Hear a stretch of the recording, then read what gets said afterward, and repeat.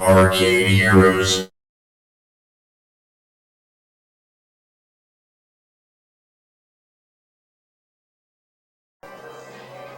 Hello and welcome to One Credit Play Monday. I'm Adam Pratt, your host, and I'm with ArcadeHeroes.com.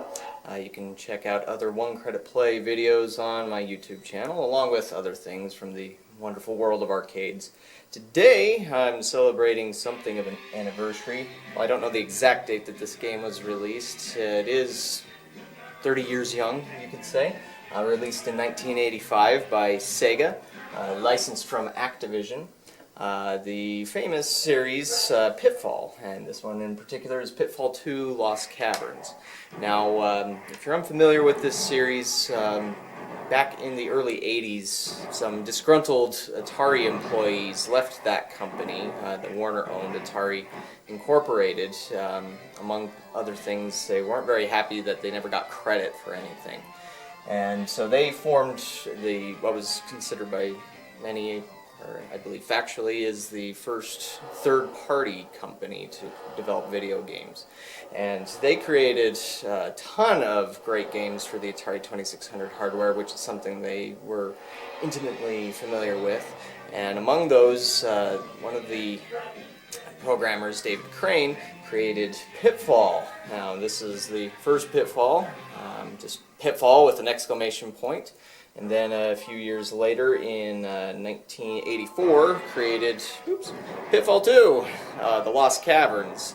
Now, these games were released on other systems, not just the Atari 2600, the Atari 5200, the Atari 800 computers, Commodore 64, I believe the Intellivision. But either way, it was a series that before Super Mario Brothers was kind of along the same lines in some regards. It was a platforming game. You run along, you jump. You couldn't stomp enemies like in Super Mario Brothers, but obviously it was heavily influenced by the popular Indiana Jones films. And so in 1985, Sega decided to license Pitfall 2 from Activision and created this. Now, this is a bit different than any of the home console versions. They take elements from Pitfall 1, Pitfall 2, seems like they throw a little bit of Super Mario in there, and created this unique game.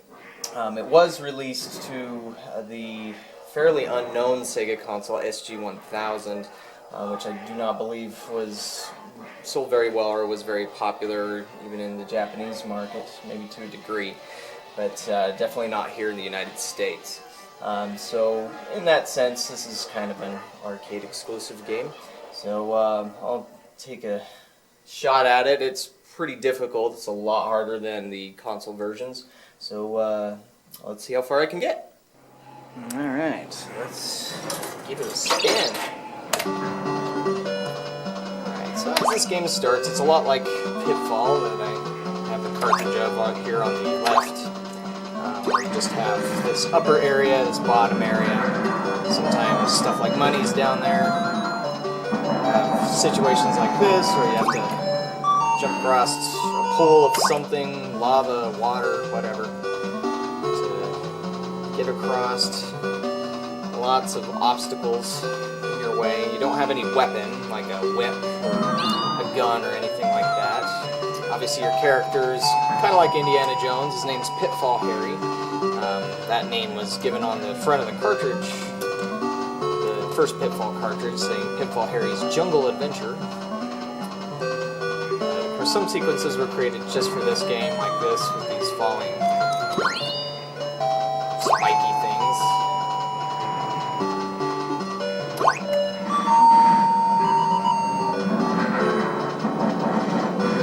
This is all about timing, which I did not do right.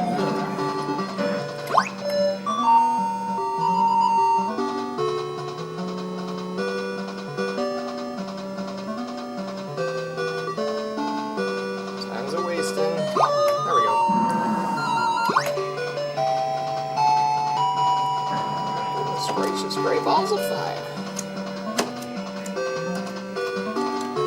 As you saw in the sequence before, the joystick on this game was enormous. Not really sure what the thinking was on that. I guess maybe maybe they were just thinking, oh, this is how we distinguish it from the single button joystick with the Ataris, which is nowhere near as big. I guess I could say it's engineered pretty well, it's pretty solid, but I guess I wouldn't mind something small.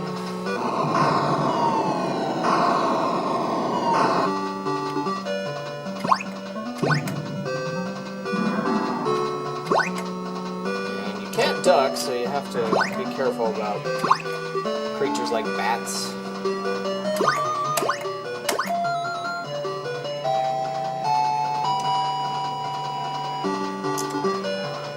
And to go down ladders properly, you just have to push diagonal down in the angle that you're walking in.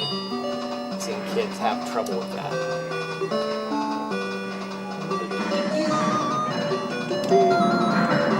So if I manage to get to the second level, which is a little more like Pitfall 2, the music actually does change.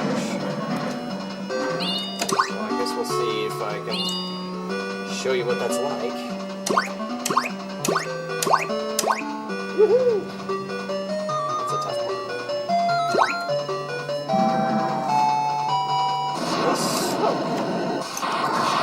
The range is going crazy.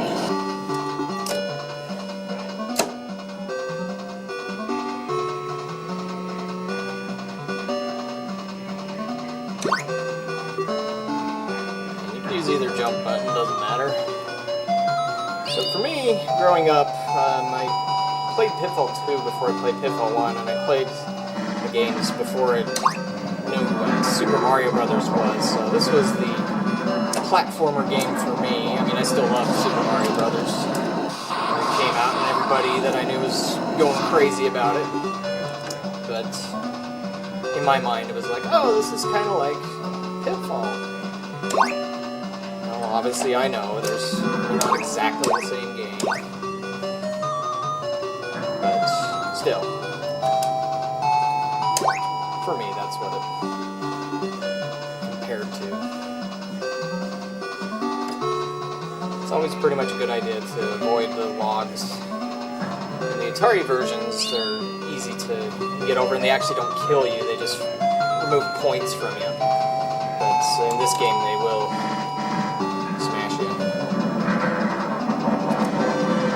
caterpillars. Come on, bags of money. Woohoo! Right where I wanted them.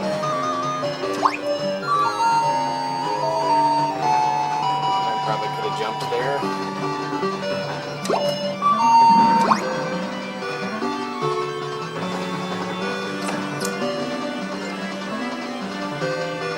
I guess in some regards this also reminds me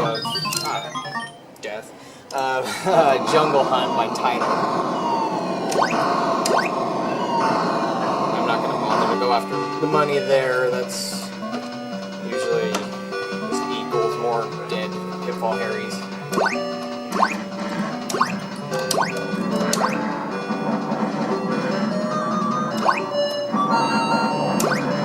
Alligators!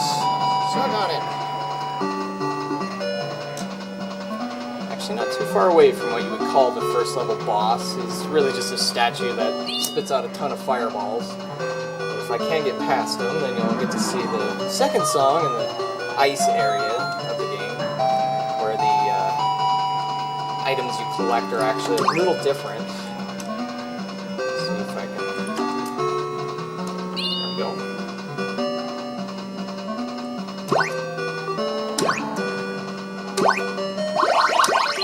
Extra guy! Woohoo! So 20,000 points would be that bonus.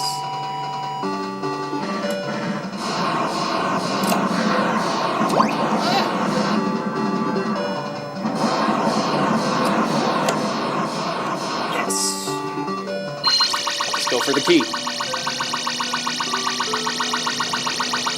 Oh. No rest for the weary. This song was also found on the 2600 version. Usually, well, in that game, when you died, you actually just went back to a checkpoint, as opposed to losing a life. And it would play a variation of this song. Crap.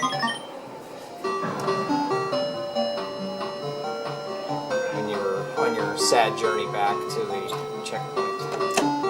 Ah! Probably not going to last very long in this place.